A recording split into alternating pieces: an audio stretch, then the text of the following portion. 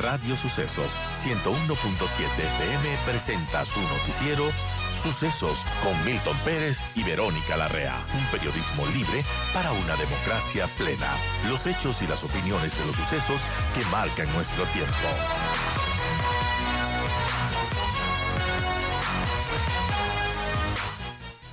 Vamos a hablar de las elecciones en Colombia porque ya terminó la primera vuelta y aquí a la vuelta está la segunda y la decisión de Colombia, que está entre dos polos opuestos, entre un cambio de modelo.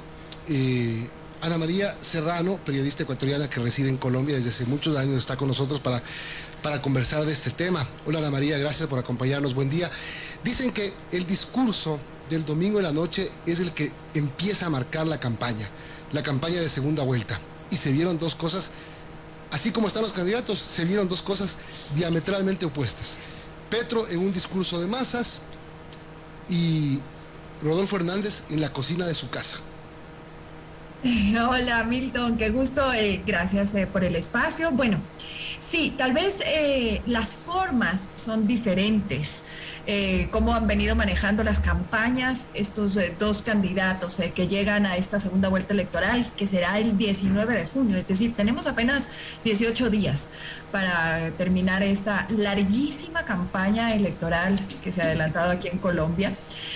Pero yo te podría decir que sus propuestas no son tan diferentes.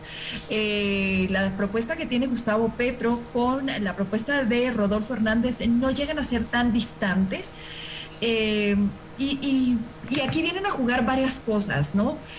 Yo creo que quien va a captar, en este caso el ingeniero Rodolfo Hernández, capta una votación contraria a Petro, es decir, no Petro, sin importar que las propuestas puedan llegar a ser en muchos casos similares con las de Gustavo Petro.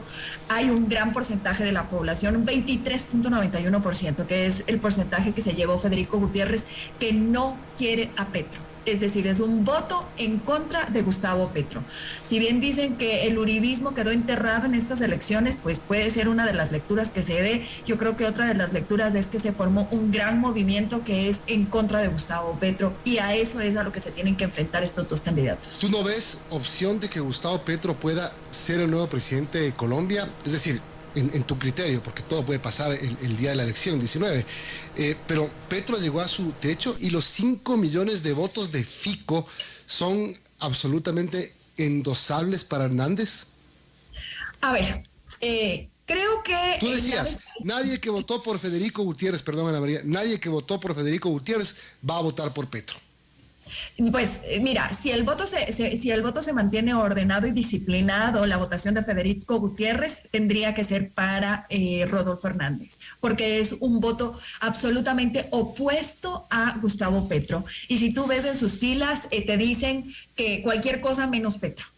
Entonces es un voto contrario a Petro, no convencido ni en apoyo a Rodolfo Hernández, pero sí es un apoyo irrestricto a que no llegue Petro al poder. Esa sería la votación de Federico Gutiérrez. Si nosotros hacemos la suma y la resta de esos votos al día de hoy, con la votación de más de 8 millones que tiene Gustavo Petro, Hernández 5.600.000 votos, más la votación de Fico Gutiérrez de 5 millones y pico, pues si las sumas nos encajan, el día de hoy, el ingeniero Rodolfo Hernández sería el nuevo presidente de Colombia. Tienes la votación de Enrique Gómez, que es una votación baja, pero es una votación de derecha que tampoco apoyaría en ningún escenario a Gustavo Petro.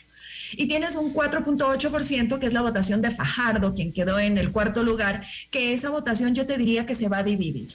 Va a haber cierta votación del ingeniero Rodolfo Hernández que se pueda ir a Gustavo Petro. Es que eso es lo interesante de esta campaña. Podría haber cierta votación de Rodolfo Hernández que se vaya a Gustavo Petro, como votación de Gustavo Petro que se vaya para la de Rodolfo Hernández. Porque las propuestas son similares. Claro. Solamente antes de que Vero pregunte, quiero coger algo de lo que tú dijiste, Ana María. Cualquier cosa menos Petro. Colombia está fregado porque ese cualquier cosa resulta siendo Hernández. Sí. Mira, yo te resumiría que esta próxima campaña es o un tiro al pie o un tiro al aire. Estamos votando por un cambio radical, que es el que plantea Gustavo Petro, o una alternativa absolutamente incierta, que es la de el ingeniero Rodolfo Hernández. Bien. Ana María, buenos días. Y bueno, sobre estos dos candidatos, si bien parecen ser opuestos, porque la votación podría resultar opuesta, mencionabas que son similares en cuanto a lo que proponen para Colombia. Ambos son populistas, podríamos decirlo, pero ¿en qué medida se parecen en cuanto a lo que proponen? Mira, para darte una idea, el ingeniero Rodolfo Hernández había sido muy cuestionado porque su eslogan de campaña ha sido el combate a la corrupción y un cambio, no rodearse de la misma gente, contrario a lo que tiene Gustavo Petro. Gustavo Petro, dentro de sus fichas importantes están Piedad Córdoba, que ustedes pues han oído y saben quién es, senadora electa por el Pacto Histórico, está Roy Barreras, está Armando Benedetti, que son figuras que han sido bastante cuestionadas dentro de la política colombiana y son de sus filas importantes. Mientras tanto, el ingeniero Rodolfo Hernández ha tratado de no ligarse con ningún partido tradicional, de no ligarse con ningún político tradicional. Eso es lo que a la gente la ha motivado y la ha impulsado a decir, aquí hay un cambio. Pero si ya vamos dentro de las propuestas, incluso yo les voy a pedir a ustedes que se metan a revisar el Twitter del ingeniero Rodolfo Hernández, que el día de ayer tuvo que sacar todo un hilo con más de 20 propuestas, y dentro de las propuestas les hago un rápido resumen. Él habla de la legalización de la marihuana, él habla de un acuerdo de paz, de apoyar al acuerdo de paz, negociaciones con el ELN, matrimonio y adopción en parejas del mismo sexo, restablecimiento de relaciones con Venezuela, la prohibición de la aspersión con el glifosato, algunas de las propuestas que él está planteando que no son tan diferentes de las de Gustavo Petro. Creo que aquí vamos, por eso les decía, más por las formas cómo van a gobernar. Algo que se habla muchísimo y algunos analistas lo plantean es que con el ingeniero Rodolfo Hernández tenemos la seguridad de que van a ser 4 años. Con Gustavo Petro, él incluso ha hablado de un proyecto político largo y continuo, y nosotros como ecuatorianos ya sabemos cuando nos dicen que en 4 años eso no es posible y que tiene que ser un proyecto de un tiempo mucho más amplio. Y ya sabemos qué viene por detrás. Ahora, ¿qué le pasó a Colombia, Ana María? Tú que vives muchos años allá y que has podido, primero como periodista desde acá, ir viendo lo que pasa y después sintiendo cuando estás allá.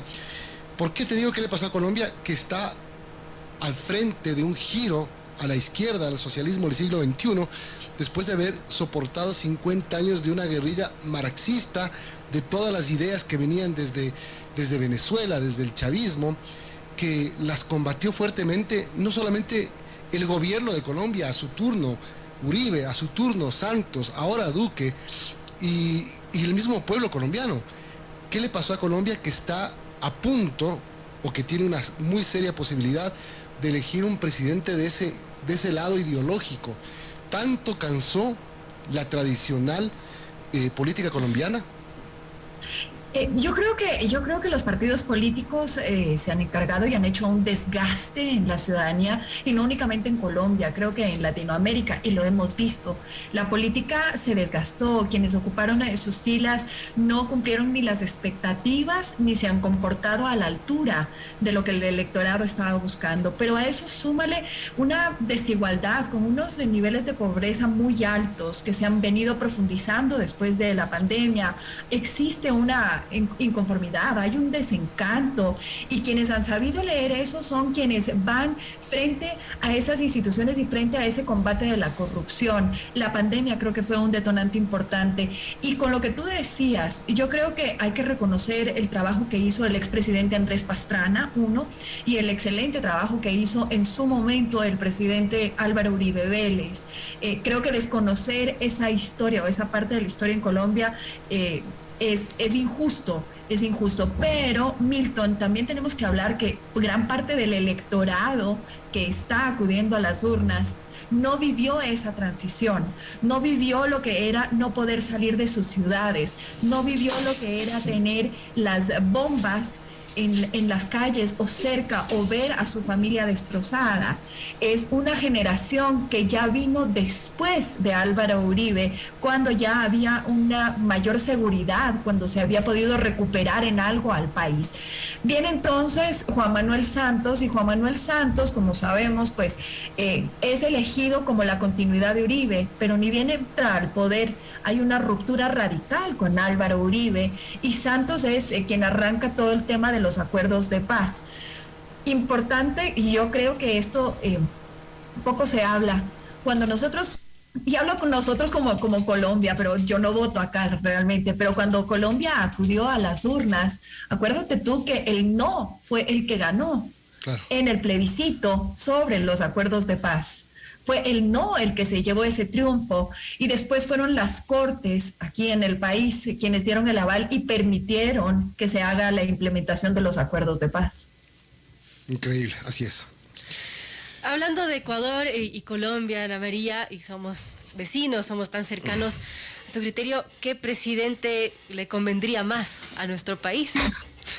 Lazo. Bueno, yo creo que esa pregunta es compleja. Yo creo que los dos, tanto Gustavo Petro como Rodolfo Hernández, saben de la importancia que hay en mantener unas buenas relaciones con Ecuador, de la importancia que hay en el comercio entre Colombia y Ecuador, en la frontera que compartimos. Creo que el tema de seguridad y el tema de narcotráfico, que es uno de los temas más delicados que tiene en este momento Ecuador, tiene que ser uno de los temas centrales. Los dos han propuesto unas negociaciones con el Ejército de Liberación Nacional. Eso podría dar un giro en el tema de seguridad, no únicamente en Colombia, porque esto implicaría directamente a las relaciones y a lo que pueda pasar en Ecuador, dando este giro, ¿no? Bueno, vamos a ver qué pasa y bueno, te seguiremos molestando para seguir obteniendo. No es molestia, con muchísimo gusto. Lo que les puedo decir es que se nos vienen 18 días de una campaña intensísima, tan intensa que ya Gustavo Petro, que había dedicado su campaña a llenar plazas y a discursos y a debates, está dando un giro hacia TikTok, Facebook, lo que ha venido haciendo el ingeniero Rodolfo Hernández. Rodolfo Hernández gana esta campaña por medio de TikTok y de las redes sociales. Rodolfo Hernández no se ha presentado a los debates, creo que ha ido 1 o 2 cuando empezó la primera vuelta. Él ha dicho que no va a ir a debates, mientras Gustavo Petro trata de jalarlo a los debates presidenciales. El ingeniero Rodolfo dijo que él no estará en los debates, que él estará en contacto con su comunidad. Lo hace por medio de youtubers, lo hace por medio de Facebook, lo hace por medio de TikTok y está jalando a Gustavo Petro a ese ámbito de campaña electoral. Increíble. Tiene 77 años, ¿no? Rodolfo Hernández tiene 77 años, es santandereano, es de Bucaramanga, de Santander, mientras que Gustavo Petro pues tiene alrededor de los 66, si no me equivoco, tiene 66 años y le tocará incursionar en el mundo del TikTok. Pero miren ustedes, esto también creo que es una reflexión de hacia dónde van las campañas políticas. Ya no son esos grandes debates, ya no somos los medios tradicionales en muchas ocasiones. La gente está dejando y está apostándole su voto a estas nuevas redes, a estos mensajes de 15 o 20 segundos. No se informan para nada de cuál es el fondo de las campañas o cuáles son las propuestas, lo hacen muy por encima y esto hace que se caiga en el que no sabemos si esas propuestas que realizan los candidatos son viables o no. Simplemente nos estamos dejando vender o nos estamos dejando llevar por ese eslogan de campaña rápido, mediático y que impacte. Veamos cómo le va a Colombia, que le vaya bien es lo importante. Y yo me acuerdo que conocí a Petro en su primera campaña, lo conocí en Neiva, lo entrevisté en Neiva. Tiene muy poquita gente en esa campaña, en la primera, cuando compitió con Santos. A Hernández no lo conozco, no me imagino a ninguno de los dos vestidos de viuda y en patineta haciendo TikToks. No. Oye, pero para que te hagas una idea, Milton, y con esto te cierro, Rodolfo Hernández ha dicho que si él se posesiona, el día de la posesión, él no lo hará como es usual aquí hacerlo en la Plaza de Bolívar. Lo va a hacer en la cocina de su casa, ¿no? No, pero va a hacerlo en uno de los pueblos más pobres de Colombia. Ha dicho que las únicas personas que quiere que asistan a su posesión es invitada a su mamá y su esposa. Y pare de contar que estará el presidente del Senado porque firma como notario y nadie más. Bueno, veremos. Novedoso sería. Gracias, Ana María. 8:41. Nada, un buen día. Serrano. Chao.